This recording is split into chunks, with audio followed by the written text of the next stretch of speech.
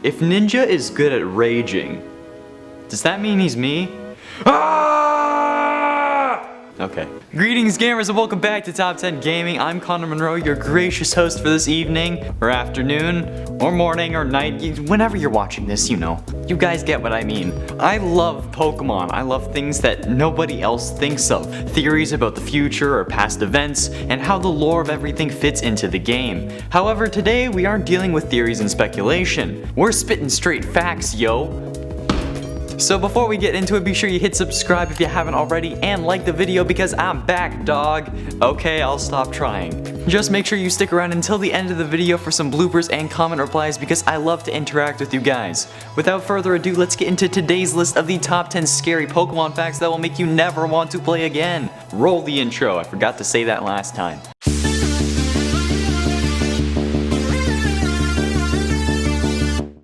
Starting us off in at number 10, if Spoink stops jumping, it dies. In at number 10, Spoink. So while this anthropomorphized kid's toy is honestly adorable, there is a catch to its wonderful charm. In Fire Red and Leaf Green, its Pokedex entry reads, quote, "It apparently dies if it stops bouncing about. It carries a pearl from a clam pearl on its head." Thanks for the explanation, Pokedex. My god, so useless. However, other games provide more context. Ruby is the most descriptive, saying, "Spoink bounces around on its tail. The shock of its bouncing makes its heart pump. As a result, this Pokemon cannot afford to stop bouncing. If it stops, its heart will stop." Why does Pokemon have to be so depressing? I really don't understand. Imagine some little kid with his pet Spoink trying to get it to cuddle, so much so that it just picks it up because it's tired of waiting, and then it kills it because it stopped bouncing. Oh no, my heart. Oh. Next up at number 9, Skiddy breeding. Anyone who's played Pokemon competitively knows the importance of breeding. Say you want a 5 IV Wailmer. You need a female Wailmer or Wailord and another Pokemon of the same egg group with different IVs. But what if you only have a Skiddy? No problem, because apparently Skiddy stretches and can breed with Wailord, or Mamoswine, Tauros, Loudred, Oranguru, or Ursaring. Holy crap, that's terrifying! The 2-foot tall, 24-pound tiny cat can breed with the 47-foot tall, 877-pound Wailmer. How? That makes absolutely no sense. If you want to sacrifice a Skiddy, go for it by all means, especially when the majority of Skiddies are female. So if you only have these two Pokemon, while normally 1 + 1 would equal 3 in this scenario, the Skiddy you use will die. So in the end, no pun intended, you will only get 2 Pokemon. 1 + 1 does really equal 2. In at number 8, humans are Pokemon. While the actual title is not that terrifying, the implications definitely are. In Pokemon Diamond, you can read a book that says that Pokemon and humans were once considered the same and even intermarried. This is backed by the fact that some Pokemon are created through humans, be it the Kadabra Kid, Yamask carrying around the face of its human self, or Phantump being a possessed stump that a dead kid now controls with its spirit. How fun. But if Pokemon intermarried, how would the human race keep surviving? The answer, PETA hates them. The implications of Pokemon interspecies relationships is horrific, and makes me think that there's maybe a reason why my Lopunny keeps giving me eyes. If you think that this justifies your love of Gardevoir, I think you need to take a step back and play some Call of Duty or something. Get yourself away from the series for a while, please. Next up, in at number 7, World Record. While Pokemon holds many records, like longest running video game TV series among others, there is one record that Nintendo probably wants you to forget. Pokemon holds the Guinness World Record for most photosensitive epileptic seizures caused by a TV show. In the episode Cyber Soldier Porygon, or more commonly known as Electric Soldier Porygon, Ash and the team head into a Pokeball transmitting device to fix the machine. However, there's a scene in which Pikachu uses Thunderbolt on a cyber missile, causing the screen to flash red and blue rapidly. This caused 685 seizures in Japan on December 16, 1997. 2 of those people remained in hospital for over 2 weeks. After this incident, referred to as the Pokemon Shock, the Pokemon anime took a 4-month-long break.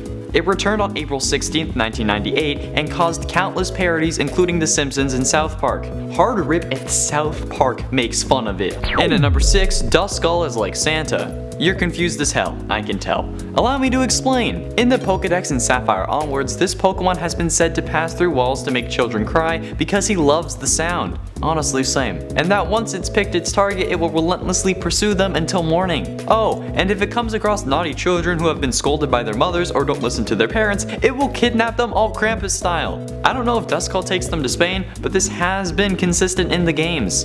In both Pokemon Black and White and their sequels, the Dex entry reads, quote, "It loves the crying of children. It startles bad kids by passing through walls and making them cry." Why is Duskull so relatable? The only thing that sucks is that I know for a fact he would have taken me when I was a kid, but at least then I get a free trip to Spain. Still haven't gone. Halfway through at number 5, Reapers. If your favorite Pokemon is Litwick, Lampent, or Chandelure, I am so sorry. If you wind up in the hospital because you forgot to get your flu shot and one of these Pokemon comes into your room, you're screwed. Hands down. Lampent waits around hospitals to consume the souls of departed Pokemon and humans to use as fuel for their flame. They can sense when you're close to death and will appear shortly before. If that's not terrifying enough, imagine this. You're laying on a hospital bed. Nurses are desperately trying to save you from mad Miltank disease. Then, a Lampent comes in. They see the creature with its flame low, and then they stop. They turn off their machines and leave. They know that seeing the Lampent means you won't make it, so instead of fighting until your last dying breath, they use that time to clean up their equipment and go. Yeah, not so fun now, huh? But as a ginger, I do appreciate their abilities. And if you're heading to the comments that say I'm not a ginger, it's because I took enough souls, okay? I used the Lampent technique. It works. In at number 4, Drampa. Remember that Eevee creepypasta where the kid was getting bullied and Eevee killed the bully? Well, I think I found the inspiration for that. The Ultra Moon Pokedex reads, "It appears in towns and plays with children. Drampa will protect kids when they're in danger so their moms don't have to worry," which is really sweet, but they have a compassionate personality. Since the Ultra Sun Dex says, if a child it has made friends with is bullied, Drampa will find the bully's house and burn it to the ground. Holy crap, that's intense. 0 to I'ma burn your face off real quick. My question is, what if a Drampa burns down the bully's house, but then there is a Drampa inside? Does it hunt down the Drampa, or does it understand that its friend was a bully? Does it stand by its friend's side, or does it go to get a pack of cigs? I have no idea.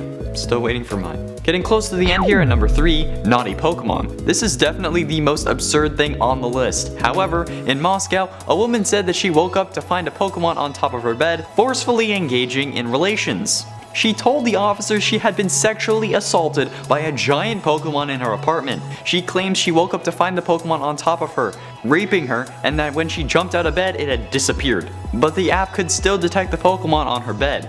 She woke up her husband to tell him what happened. He then told the police after she called them that he didn't believe her and that she needed to see a psychiatrist. Absolutely savage. But also, very accurate. The police didn't believe her either, and then she went to see a psychic who wasn't able to help. She said there were too many Pokemon at her place, and even the dogs can sense them. They bark whenever she plays the game. Her husband had booked an appointment with a psychiatrist, so everything is okay now. Hopefully. Penultimately at number 2, Realistic. I know we have Detective Pikachu, a movie that is supposed to show us how certain Pokemon would look like IRL, but before this, we had horrific depictions of Pokemon realistically. Caterpie, for however subjectively cute he is in game, would be absolutely terrifying in our world. A literal giant caterpillar would be horrendous to see in any tiny path in a forest. And don't get me started on Spinarak, Ariados, Galvantula, or any other damn spiders in these games. Normal spiders are scary enough. Throw one with superpowers into your hands and I will faint, hit my head on the Pokemon, and break my head open instead of killing it. Also, no pun intended for the faint. The truth is that no matter how cool Pokemon may look in Detective Pikachu, other realistic Pokemon would be terrifying and cause me to leave my apartment less than I already do. Hey, can I work from home? Finally, in at number 1, Creepypastas. While we do enjoy milking Pokemon creepypastas, there is always some truth to fiction. Every character in a novel has some form of connection to the author, be it habits, manners, personality, backstory, or anything else.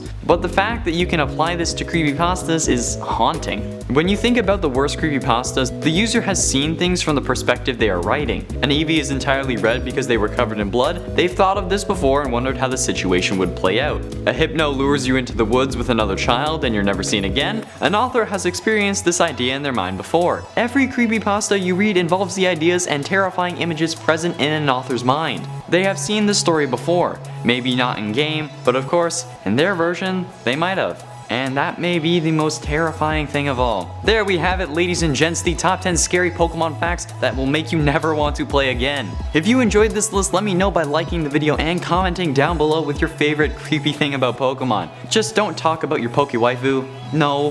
While that's going on, I will read some comments from my last video. Ian the Boss, Boy Ian 860 said, intro recommendation. If Ninja is good at raging, does that mean he's me? Thank you for the intro recommendation. A huge shout out to you, Ian. If you guys have any ideas, let me know in the comments. And if yours is picked, you will get a special shout out in the video in which that intro is used. So keep them coming, as weird as they are. Riley Legal said, dramatically turns for opening. Oh, hi, the falls flat on face. I didn't actually do that, but now I'm thinking about it. Is that an intro suggestion? Because I will do it.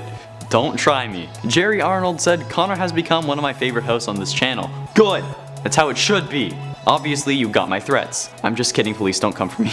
I didn't do it. Neither did Epstein. That's all we have time for today. Thank you all so much for watching. I have been and shall remain Connor Monroe, and I'll see you in another video, hopefully.